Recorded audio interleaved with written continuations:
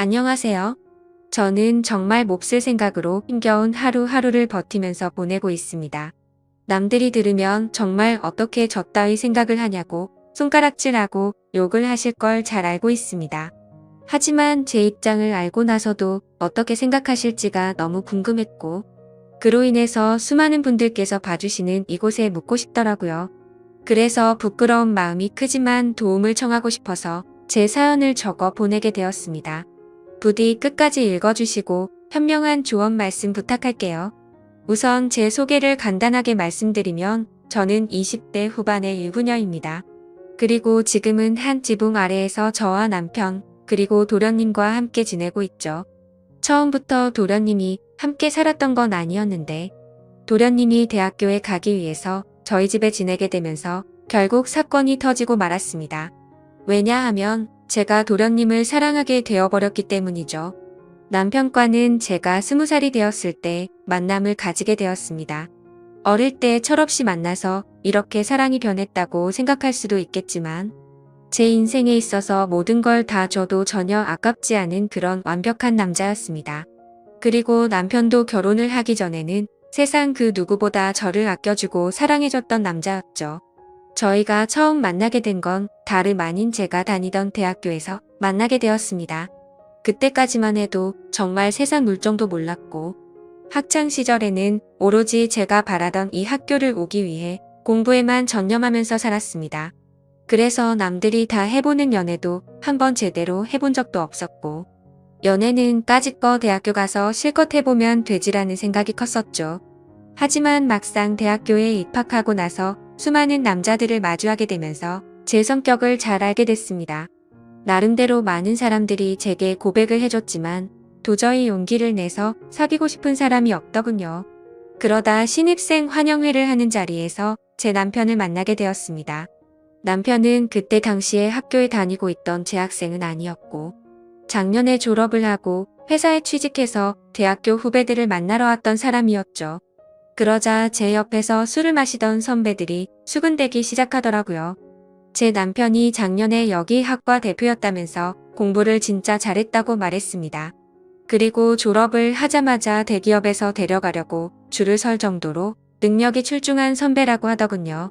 그래서 저는 그런가 보다 생각을 하고 넘겼고 그때는 솔직히 큰 관심이 없었습니다. 왜냐하면 어린 나이였던 저는 능력이 좋은 남자보다는 얼굴이 잘생긴 남자에게 더 관심이 많았기 때문이죠.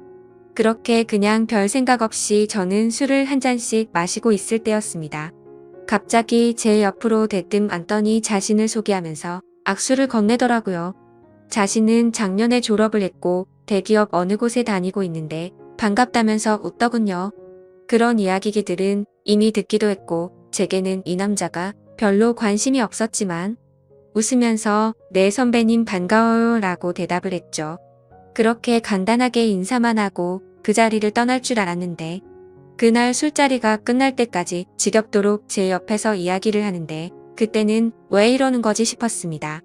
그렇다고 처음에 생각했던 마음처럼 계속해서 관심이 없지도 않았습니다. 이야기를 한참 나누다 보니 정말 똑똑하고 젠틀한데 매력까지 넘쳤던 이 남자에게 약간은 호기심이 들었기 때문이죠.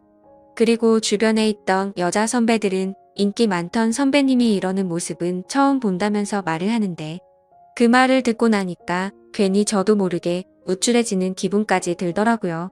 한참 뒤 술자리는 끝이 났고 저는 집으로 가려고 택시를 기다리고 있었습니다.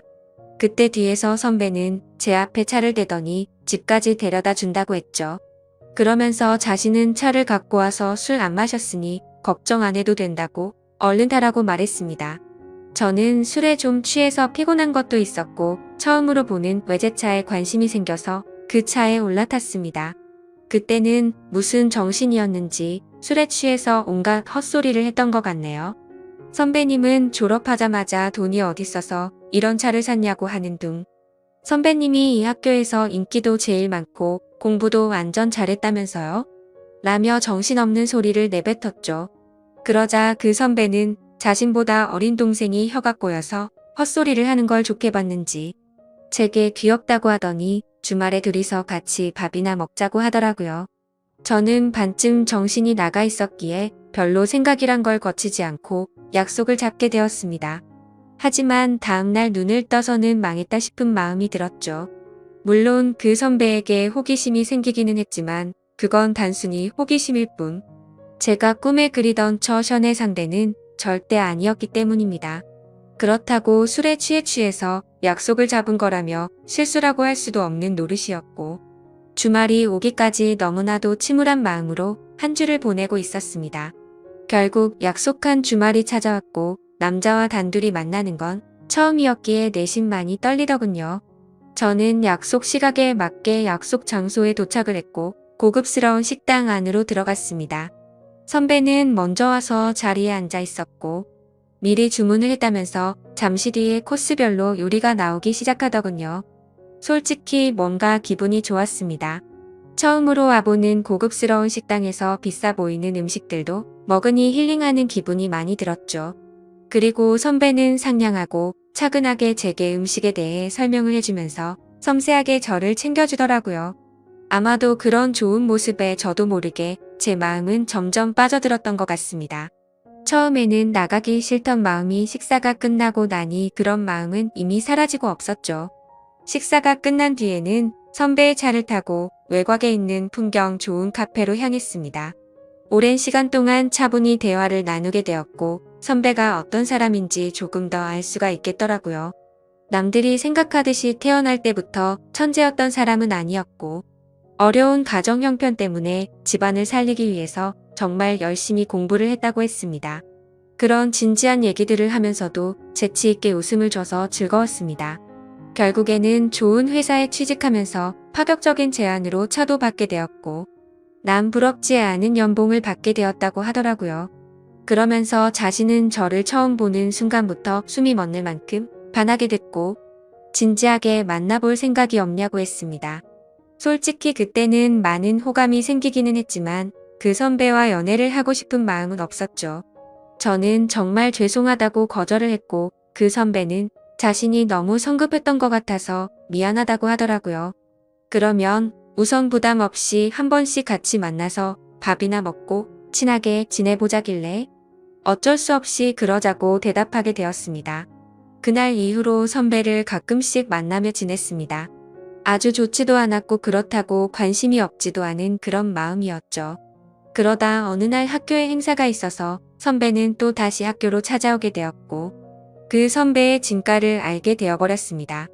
처음 봤던 날은 술에 취해서 잘 몰랐는데 정말 유명한 연예인이라도 왔다는 듯 여자 선배들은 평소 알던 모습을 숨긴 채로 엄청나게 애교를 부리더군요. 분명 그렇게까지 관심이 없었는데 그런 모습을 보고 있으니 저도 모르게 질투라는 감정이 생겨났습니다. 저는 어디서 그런 용기가 났는지 대뜸 선배에게 친한 척 다가가서 인사를 했더니 선배는 활짝 웃으면서 잘 지냈냐면서 제 머리를 쓰다듬더라고요. 그 순간 주변에 있던 모든 사람은 일시정지가 되어버렸고 저는 가슴이 뛰기 시작했습니다. 그날 그 사건으로 인해 저는 제 진심을 알게 되었고 고백을 받았던 제가 오히려 선배에게 제 마음을 알려주고서 연애를 시작하게 되었죠. 처음에는 하나의 문제도 없다고 생각될 만큼 모든 순간이 행복했고 만족스러웠습니다. 그래서 어린 나이임에도 불구하고 저는 결혼 고백을 승낙하게 되었고 22살이라는 어린 나이의 유부녀가 되어버렸던 거죠. 그때는 이 사람과 지내면 평생이 행복하겠구나 싶었습니다. 하지만 그런 행복은 결코 오래가지가 않더군요. 처음에는 다른 신혼부부들처럼 알콩달콩 행복했던 것 같습니다. 하지만 결혼을 하고 6년 정도가 지나게 되자 남편은 저를 가정부처럼 생각하는 듯했죠. 부부라고 보기엔 어려울 정도로 대화도 잘 이루어지지가 않았고 야근을 밥 먹듯이 하다 보니까 함께 있는 시간도 점차 없어졌습니다. 처음에 그런 징조가 있을 때만 해도 저는 그런 현실이 슬퍼서 많이 울었습니다. 하지만 그런 슬픔도 시간이 갈수록 무뎌지더니 그러거나 말거나 라는 생각으로 지내고 있더군요. 그러던 어느 날 남편과 식사를 하던 중 남편은 무심하게 얘기를 하더라고요.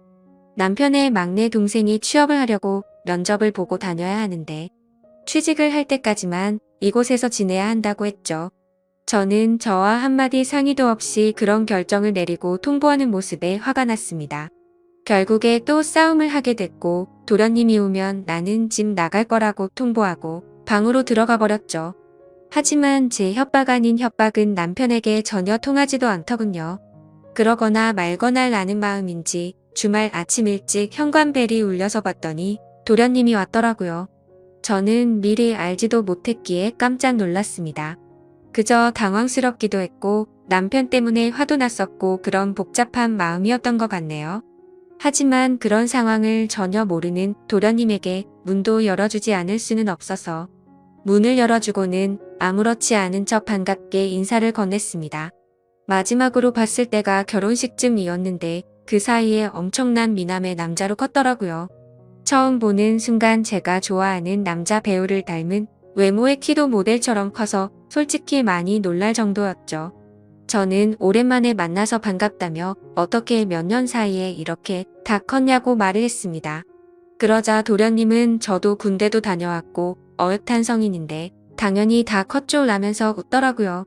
아무튼 갑작스럽게 벌어진 상황에 도련님이 언제 올지를 몰랐다며 얼른 방 정리를 마무리한다고 했더니 괜히 이렇게 민폐 끼치게 돼서 죄송하다며 저를 돕겠다고 하더군요. 그렇게 함께 비어있던 방을 쓸고 닦고 정리를 마치면서 어색함이 싫었기에 많은 대화들을 나누었습니다. 도련님은 여자친구가 없는 상황이었고 남들처럼 대학교를 끝마치지 않은 이유가 사실 따로 있었더군요. 남편에게는 취업을 하기 위해서 왔다고 했지만 제게 비밀이라면서 말해준 사실은 오디션을 보기 위해서 왔다고 했습니다. 누가 봐도 후광이 비칠 정도의 외모에 왜 연예인을 하지 않나 생각했는데 아니나 다를까 배우 쪽으로 진로를 정했다는 걸 알게 되었던 거죠. 그 말을 듣자마자 저는 열심히 응원한다며 저도 모르게 박수가 절로 나오더라고요. 무슨 팬이 연예인을 응원하듯이 행동한 게 창피해서 머쓱해하고 있는데 그 모습을 보더니 도련님은 웃겨서 쓰러지려고 하더군요. 그래도 그 덕분에 뭔가 어색함이 조금은 사라지는 듯했죠. 그렇게 짐을 다 풀고 나서 도련님은 밖에서 일을 좀 보고 온다며 집 밖으로 나갔습니다. 그제서야 조금 정신이 번쩍 들더라고요. 이제 와서 다시 집에서 나가라고 할 수도 없는 노릇이고 어쩔 수 없이 당분간은 함께 지내야겠구나 생각하고 체념을 했습니다. 그날 저녁 남편과 도련님은 함께 식사를 나누면서 그동안의 회포를 풀었고 다음 날부터는 가정주부인 저와 따로 일이 없던 도련님은 대부분의 시간을 함께 보내게 되었습니다. 혼자서 외롭게 있던 집에서 도련님과 이것저것을 함께하니 예전과는 달리 무료할 틈이 없었죠. 혼자 하던 식사를 함께 먹게 되었고 장을 보려고 나가려고 하면 어느새 제 옆에 따라와서는 무거운 짐들을 다 들어주더군요. 그리고 쉬면서 보내는 시간에는 같이 TV도 보고 영화도 보는데 사소한 것들 하나하나 모든 게 너무 잘 맞아서 편하더라고요. 좋아하는 영화나 음악 같은 취향들도 비슷했고 너무 완벽주의자였던 남편과는 달리 엉뚱한 구석의 도련님은 제 마음을 편하게 해줬습니다. 그렇게 몇 달은 너무 쏜살같이 지나가게 되었고 저희는 뭔가 모르게 너무 가깝게 지내는 게 아닌가 싶을 정도의 사이로 지내고 있었죠. 그러다 어느 날 새로운 그림을 벽에 달기 위해서 망치로 못을 내려 치다가 그만 놓쳐버리고 말았습니다. 그런데 하필이면 망치는 다리 사이로 떨어지더니 제 발가락을 엄청 세게 내려친 거였죠. 그래서 저는 그 자리에서 크게 소리를 질러버렸고 방에서 있던 도련님은 깜짝 놀라서 뛰쳐나왔습니다. 그러더니 피멍이 나서 발가락이 엉망진창인 모습을 보더니 도련님은 엄청 화가 나서는 소리를 질러버리더군요. 자신한테 말하면 되는 걸 왜 굳이 해서 이렇게 다치냐면서 무섭게 다그치더라고요. 그러더니 너무 걱정하는 모습으로 눈물이 글썽거리면서 저를 들어안더니 차가 있는 지하로 내려갔습니다. 정신없이 뛰어가는 와중에도 제게 아프지 않냐고 물어보길래 저는 너무 아프다고 말했고 조금만 참으라더니 병원으로 쏜살같이 갔죠. 급하게 치료를 끝내고 나니 도련님은 화를 낸 게 무안했는지 사과를 하더군요. 형수님이 다치셔서 너무 깜짝 놀라서 화를 내게 된 거라고 죄송하다고 했습니다. 그런 모습을 보고 있으니 제 걱정을 해준 도련님의 모습에 고마운 마음과 묘한 마음이 들어서 괜찮다고 했죠. 그렇게 도련님과 저는 집으로 돌아가게 되었고, 저녁 늦은 시간에 남편이 들어와서 오늘 있었던 일을 말해줬습니다. 그런데 남편은 쳐다보는 둥 마는 둥 하더니 조심 좀 하지 이 한마디가 끝이더군요. 아마도 그때부터 남편에게 향하던 사랑이 완전 식어버린 듯합니다. 그날이 있고 며칠 뒤 남편은 중요한 일이 있어서 하루 동안 출장을 다녀온다고 하더라고요. 그래서 그런가 보다 하고서 남편을 떠나 보냈고, 다리를 다친 저를 부축해주는 도련님과 함께 장을 보러 나갔습니다. 그런데 그날따라 주변에 보이는 커플들이 한없이 부러워 보였습니다. 남편과 밖에서 식사를 한 지는 언제인지 기억조차 나지 않았고, 너무 비참한 인생을 사는 듯한 제 모습이 짜증이 났죠. 그래서 도련님에게 오늘 우리 외식하고 들어갈까요?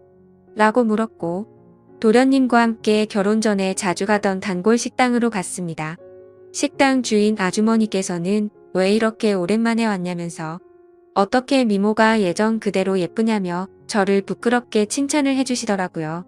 그 말을 듣고 있던 도련님은 저희 형수님이 예전에도 지금처럼 예뻤냐고 묻더군요. 그러자 식당 아주머니는 그때도 완전 예뻤다며 걸핏하면 다른 남자들이 번호 물어보고 가고 그랬다며 말하셨습니다. 칭찬에 괜히 기분이 좋아졌고 옛 생각도 나서 소주도 한 병 시켰죠.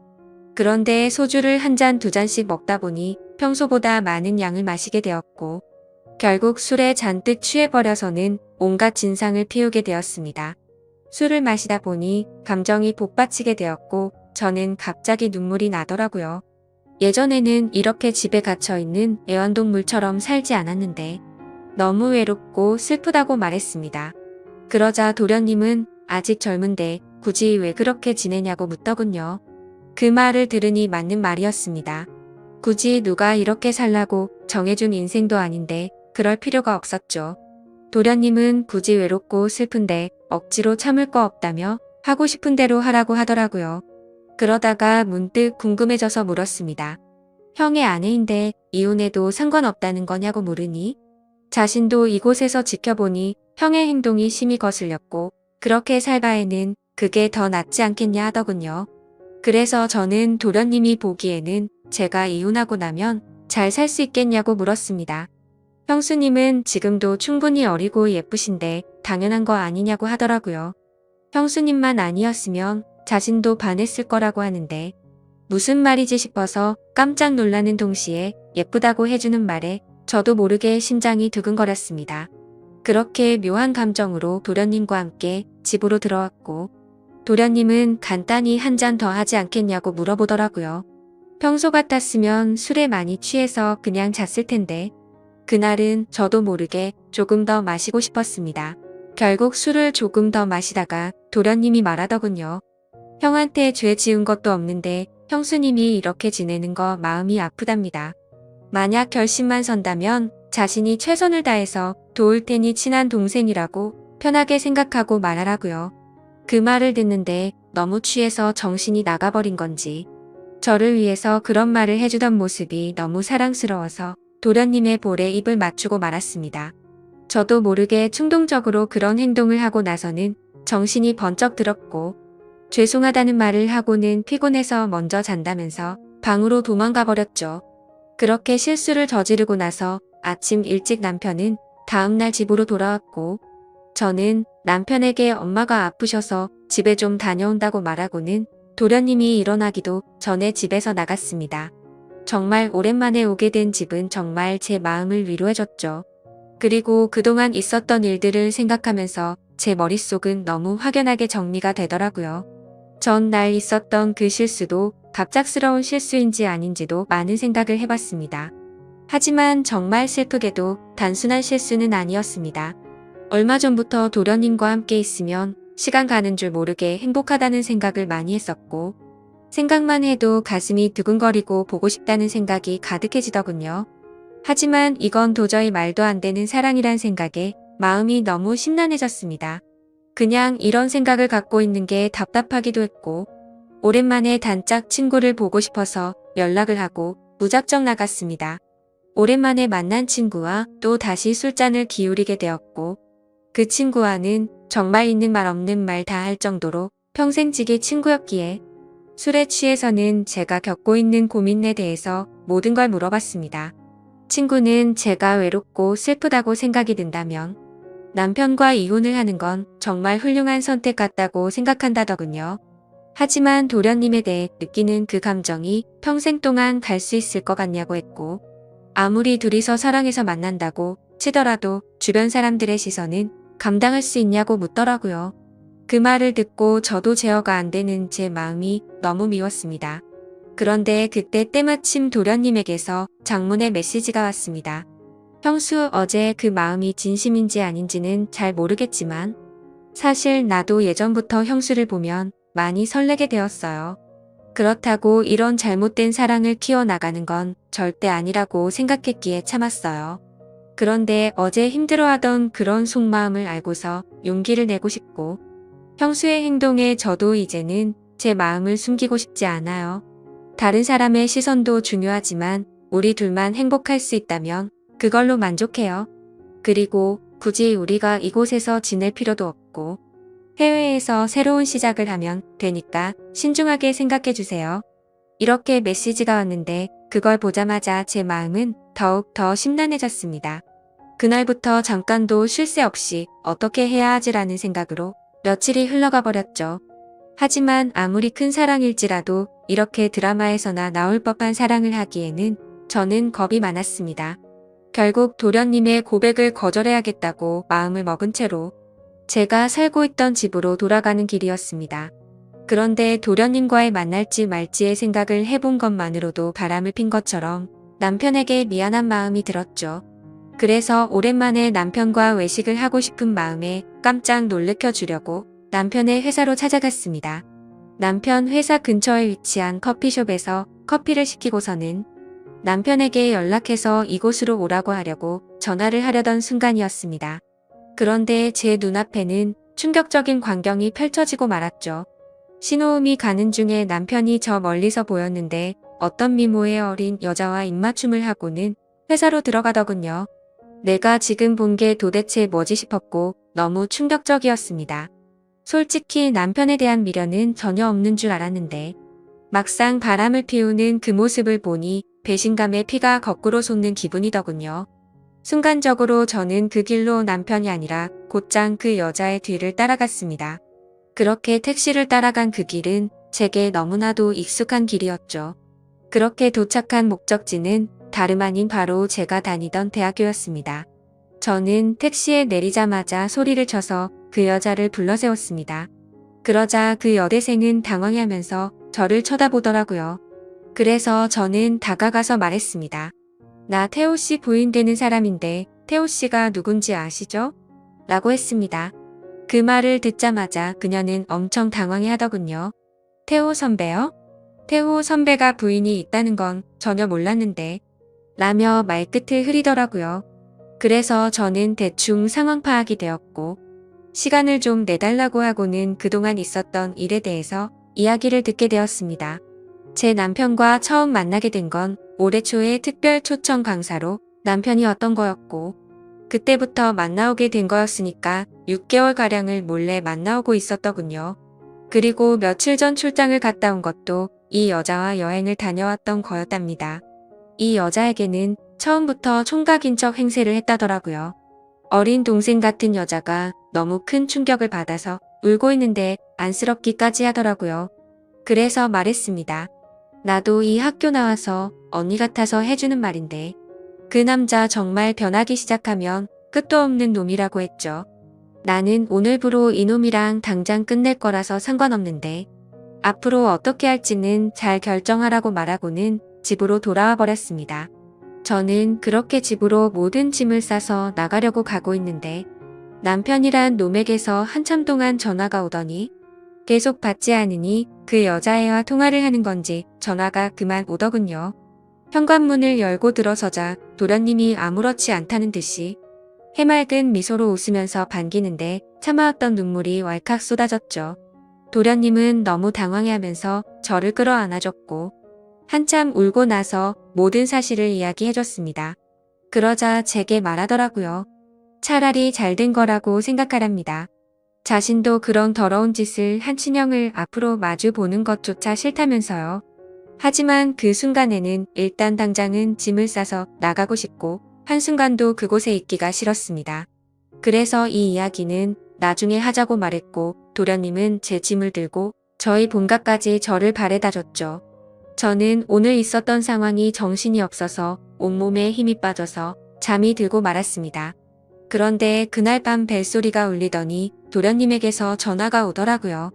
집 앞이라고 나오라고 해서 나가봤더니 얼굴에 피멍이 들어서는 저를 아프게 한 게 너무 열받아서 참을 수가 없었답니다. 그냥 너무 보고 싶어서 참아왔다며 친형이 한 짓 때문에 상처받아서 울고 있는 저를 보는 게 너무 슬펐답니다. 제가 자신을 선택하든 안 하든 형에게 자신의 마음은 솔직하게 다 말했다고 합니다. 저는 마음이 너무 복잡했지만 아무튼 그렇게까지 하고 왔는데 그냥 보내기가 싫더라고요. 그렇게 그날은 상처를 치료해줬고 다시 고민해보고 연락을 준다고 했죠. 그 사건이 있고 나서 며칠 뒤에 남편과는 만나서 이야기를 하게 됐습니다. 얼굴에 상처를 보니 차마 볼 수 없을 정도로 훨씬 심각한 상태더라고요. 그런데 그 모습을 보는데 전혀 불쌍해 보이지 않고 기분이 다 풀렸습니다. 남편은 잠깐의 실수를 한 거라며 제게 용서를 해달라면서 울면서 매달렸습니다. 하지만 저는 조금이나마 있던 마음조차도 이미 다 사라졌기에 제발 그만하라고 했죠. 솔직히 말해서 제 앞에 있는 이 인간의 얼굴을 보고 싶지 않았고 도련님의 얼굴을 보고 싶은 마음뿐이었습니다. 어떻게 이런 상황에도 불구하고 제 마음은 제 마음대로 되지가 않더군요. 한참을 아무 말 없이 가만히 있으니 남편은 직설적으로 제게 물어봤습니다. 동생이 너를 사랑한다고 했다는데 너는 걔를 어떻게 생각하냐고 하더라고요. 저는 뜨끔한 나머지 그걸 물어봐야 하는 문제냐고 말도 안 되는 소리라며 버럭 화를 내버렸고 남편에게 이혼 서류를 건네어 줬더니 더 이상은 아무 말 없이 도장을 찍어주더군요. 그렇게 결국에는 공식적인 남편과의 부부 사이는 끝이 나게 되었습니다. 그 뒤로는 위자료로 돈도 많이 생겼기에 도련님의 말처럼 해외로 가서 새로운 삶을 시작해도 무리가 없을 정도가 됐죠. 그런데 이렇게 이혼한 남편의 동생과 새로운 사랑을 시작하는 게 맞는 걸까 너무 고민이 되고 있습니다. 어느 정도로 사랑하냐고 묻는다면 자신 있게 말할 수 있을 것 같아요. 그 남자와 있던 1분 1초 모든 시간들이 너무 소중했고 지금 이 글을 쓰면서도 보고 싶고 참기가 힘이 듭니다. 하지만 누가 봐도 잘못된 만남이라고 손가락질 할 텐데 그건 두렵지가 않습니다. 다만 영원할 것 같아서 해봤던 사랑이 이렇게 산산조각 났는데 또 시작을 해도 되는 건지가 두려울 뿐이죠. 제가 앞으로도 어떤 삶을 살아가는 게 좋을까요? 제 앞으로의 미래를 위해서 현명한 댓글 남겨주시길 부탁할게요. 긴 글 읽어주셔서 진심으로 감사드려요.